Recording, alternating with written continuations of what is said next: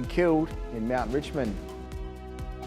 Livestock stolen from Bessibale. 2 properties hit by thieves stealing over 300 sheep. Warrnambool celebrates. The city named the top tourism town in Victoria. Case reopened. Warrnambool CIU detectives reopen a cold case relating to an aggravated burglary. And in sport, a local powerlifter gets ready to compete at a national level. Live from Silver Ball Studios in Warrnambool, this is Southwest Local News with Liam Fitzgerald. Good evening. A 30-year-old man from Mount Gambier has sadly lost his life in a fatal road accident in Mount Richmond last night. Emergency services were called to reports of a collision involving a car and a truck on the Portland Nelson Road just before 5 p.m. The driver of the truck was not injured, but sadly, the driver of the car died at the scene. The exact circumstances surrounding the collision are yet to be determined and investigations remain ongoing. Anyone with information is urged to contact Crime Stoppers on 1800 333 000. Fire crews in Warrnambool have assisted Ambulance Victoria by bringing a patient to safety on Merri Street this morning.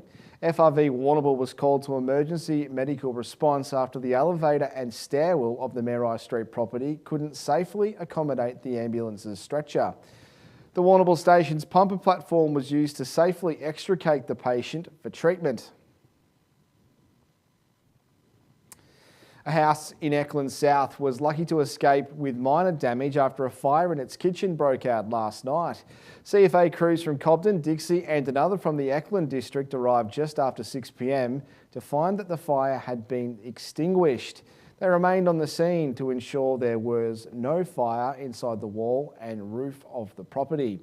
The incident was declared safe shortly before 7.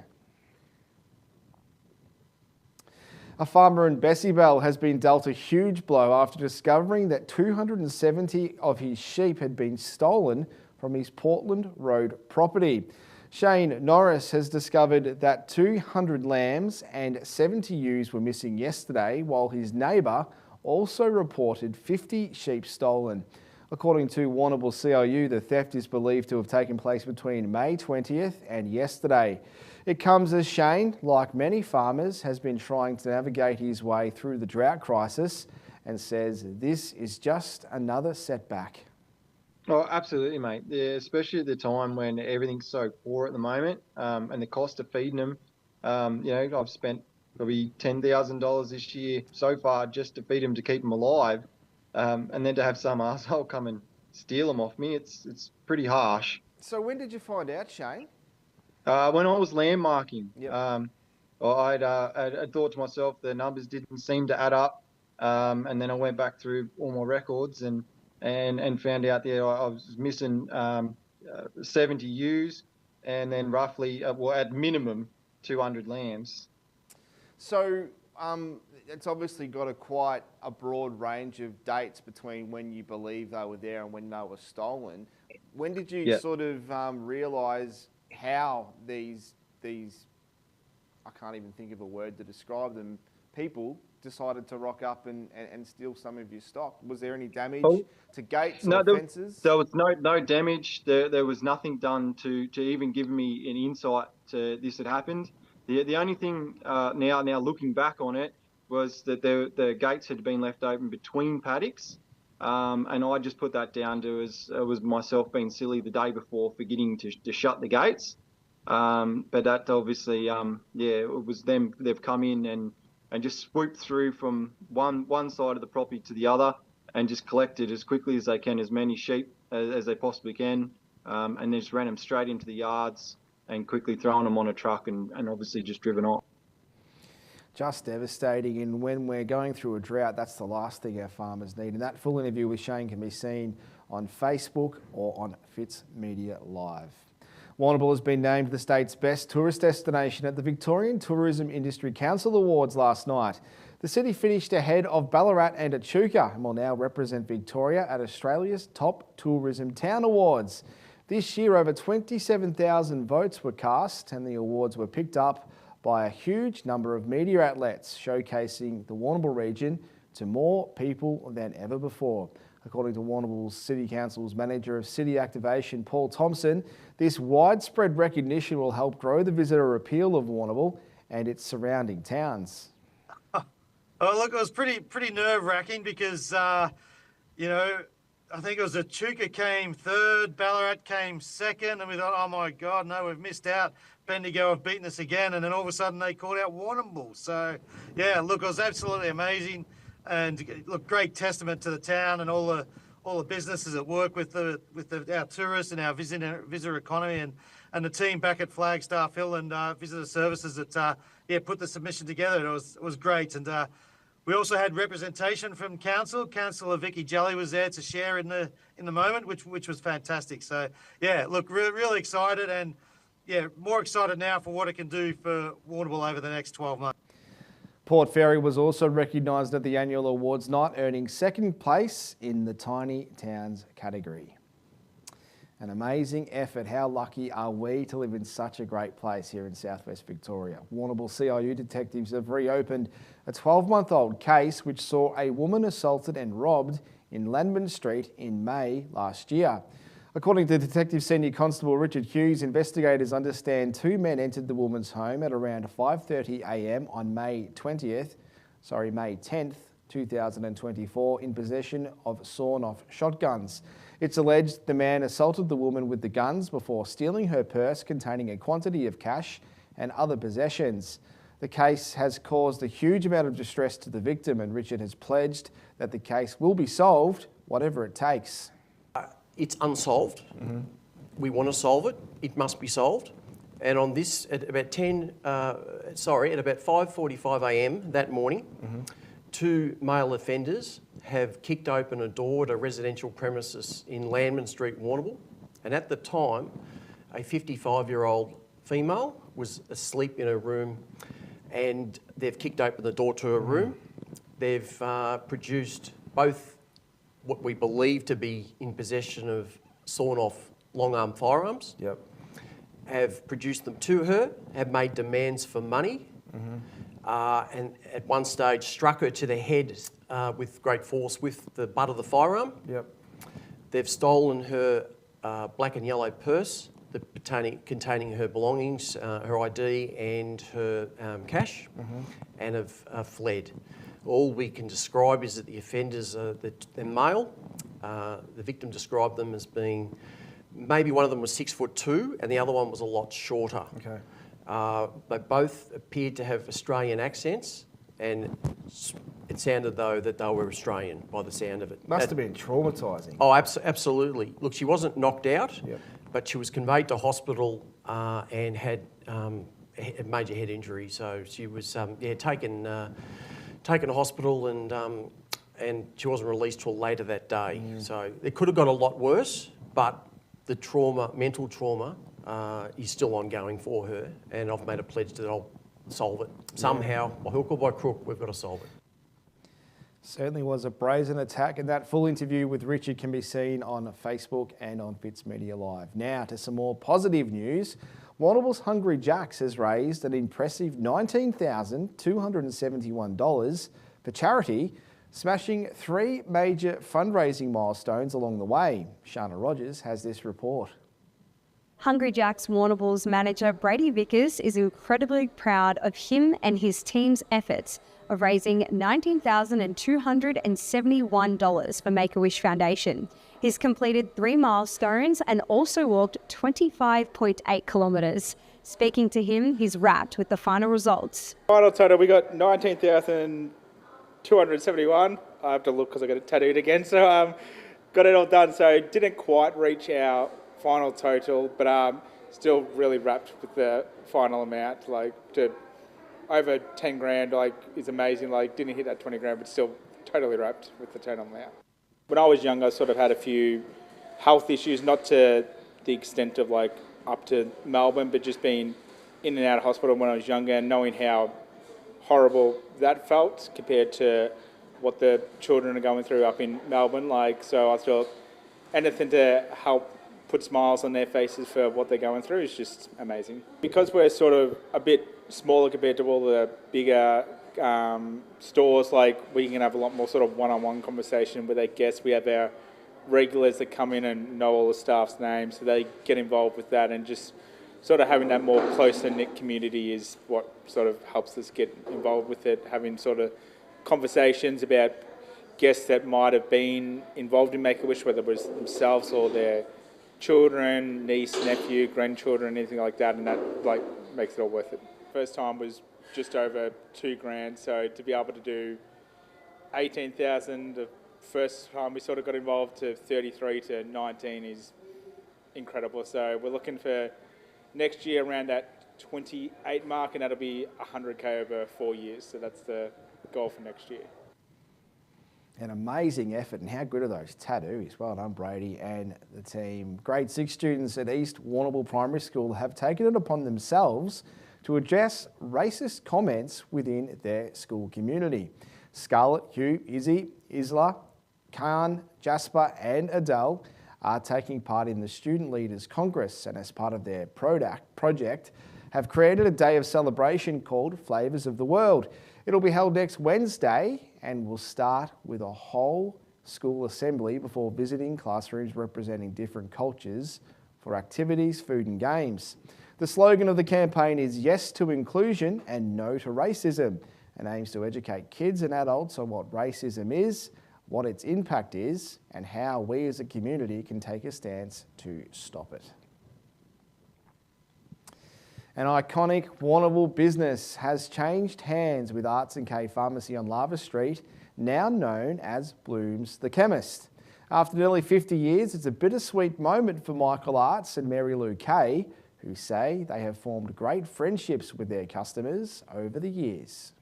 Michael in partnership in 1978, I think, and it was a tiny little narrow shop when I joined, and we expanded into the premises next door, and this current footprint is what we've left. Same, that's obviously there's a degree of sadness about it, but we're still in the community and we still run into them regularly and exchange stories and find what everyone's up to. Yeah, so it carries on. New owner Carl Lucasen is excited about taking over Michael and Mary Lou's legacy and adding the Warrnambool store to his business, which also services Colac. According to Carl, he loves the Southwest and is privileged to take on the institution that was Arts & K Pharmacy. I'm privileged to be able to take over from the platform that Arts & K built, and we're going to try to keep building on that platform. Everyday low prices, but also lots of health services. So we really go the extra mile to provide great service, and also lots of extra health services that can help people in the community. Over to the Moyne Shire Council, and councillors noted the results of the 2025 Community Satisfaction Survey coordinated by the Department of Government Services.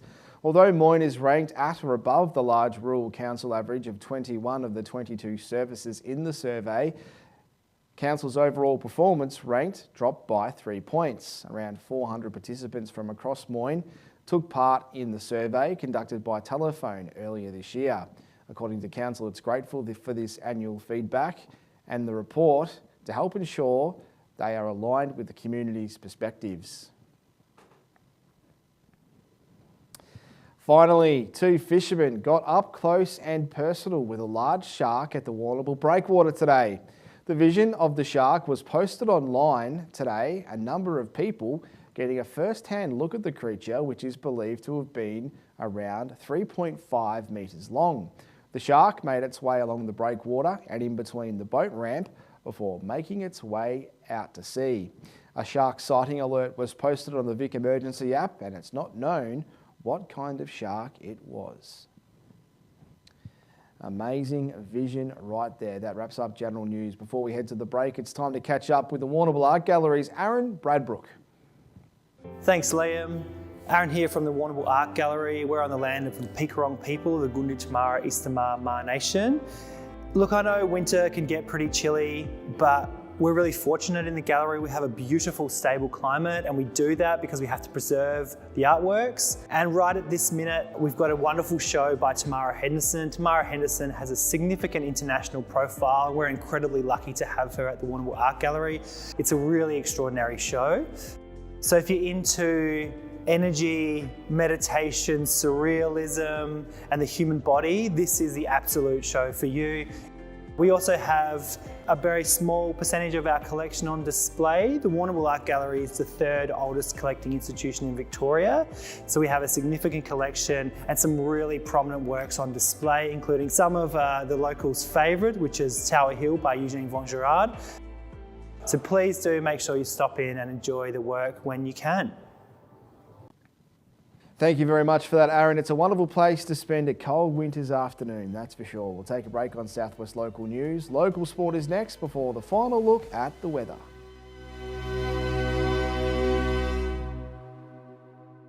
Aqualife Pet and Aquarium is the most unique pet store in the southwest. Where else can you purchase beautiful hand-reared birds like Cape parrots or red-tailed black cockatoos?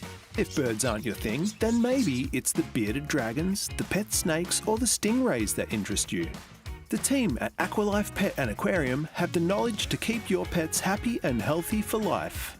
From rabbits to exotic tropical fish, reptiles and birds, there's no place like Aqualife Pet and Aquarium.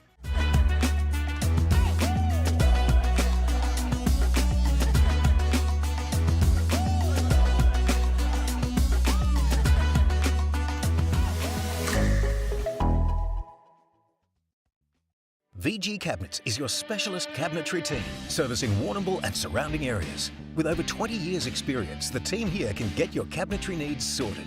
Housing a CNC router to make sure all the cuts in the workshop are accurate for a perfect install on site. VG Cabinets cover all areas, including kitchens, vanities, laundries, flat packs, stone bench tops, and new homes and renovations. We offer free quotes on any job, so don't hesitate to call Lee on 0408 580 991. G'day, Jeff Cook here at the Tyre Factory Warrnambool. We're more than just tyres. Our team not only specialise in helping you with your tyre needs, but other mechanical needs as well. The Tyre Factory Warrnambool has all the leading brands of tyres, including Hankook, Maxxis and VFG. Plus we also offer a number of wheel packages and wheel alignments. Get in touch with us at the Tyre Factory Warrnambool for your mechanical needs. We are more than just tyres at the Tyre Factory Warrnambool, Raglan Parade. Forgetting something? Some things are easy to forget, but remembering to book your tax return shouldn't be one of them. SHB Business and Wealth Advisors offer on-the-day appointments, so you can book and see one of our experienced team members straight away. Too busy to visit our office? Then let us come to you, with out-of-office hours appointments available on request. So don't be forgetful. Book your tax return with SHB Business and Wealth Advisors. Tonight's sport is proudly brought to you by Nutrient Ag Solutions, Warrnambool and Timboon. Getting the most out of your farm. Contact the team today. Time to take a look at some local sports news. Warrnambool's Lillian Cummins will take on the country's best at One Strength Nationals Wollongong next month. The powerlifter qualified for the event after her competing in her first event in Melbourne last month. She'll compete in the squat, bench and deadlift events in the WPRF 60 to 67 kilos weight class. It was crazy, and it was because it was my first time, and to be honest, as a coach myself, I was really nervous about competing and not doing well. So I changed the goals. I wasn't even going there to win. I just wanted to get white lights, which means I've done everything correctly. I've hit depth, all of the things that we practice in training, and it just so happened that I was the strongest. So it was amazing. It felt like all my hard work had paid off and qualified me for nationals where I'm going. Well done, Lillian. In WDFNL football, Merivale will take on Russells Creek in a first v third clash tomorrow. The Tigers have only dropped one game with while Russells Creek have lost 3. Coach Josh Sobey spoke to the selectors this week and acknowledges that his club faces a tough run home. He says Nathan Krepp's leadership up forward combined with Jack Neve has been crucial to their success this season. We need to add a little bit to his game. When he first got to Merivale, he's very one-dimensional and just like to come out of the square, and that's just how he was brought up in his program. And credit to him, I've never seen him so fit, and he's been able to work up the ground, find some ball up and work his opponents back just to make it difficult for him at times. He's done a lot of work, and it's a credit to him. And and he's he's an asset. And then you've got the small forward brigade in the Neves So and human highlights, really. the like that are just at the fall of the ball and can be quiet for during the periods of game, but then bob up and kick you 2 goals. Yeah. Dodge's Nevy's been fantastic. He's one of our leaders within the program now, and he missed out in that first grand final in 23, and it was a little bit on his defensive efforts, and he really set the program up for the next 12 to 2 years, just with his attitude to buy into the little things when we don't have the ball and how we want to shape, and I think the offense comes on the back of that, and you always know when the goals are going through when he's got it. Yeah. And that's all we've got time for in sport this afternoon. It was a cold day in Warrnambool today, only reaching 12 degrees. When we return, I'll take you through the full 3-day forecast.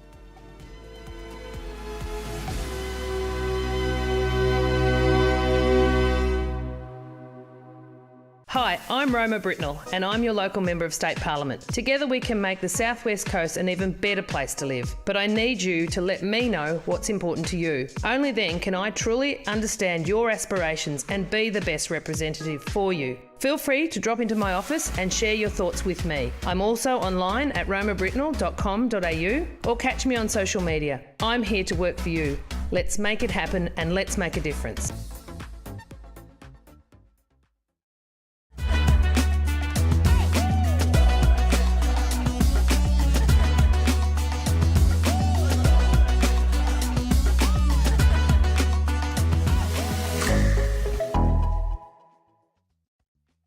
If it's time to add a little magic to your flooring and windows, our online catalogue is full of great ideas at great prices.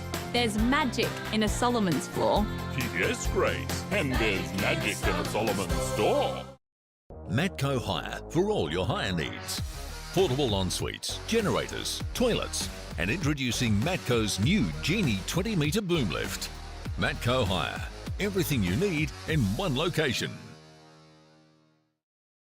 At Nutrien Ag Solutions, we're here to help you go further.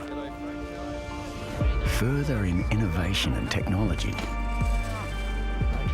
Further in advice and solutions. Go further for the community. In sustainability. And for the future of our industry. With Nutrien Ag Solutions, there's no limit to how far your business can go. Tonight's weather report is proudly brought to you by Anchor Point Retirement Village. New homes are being built now. Book a tour today.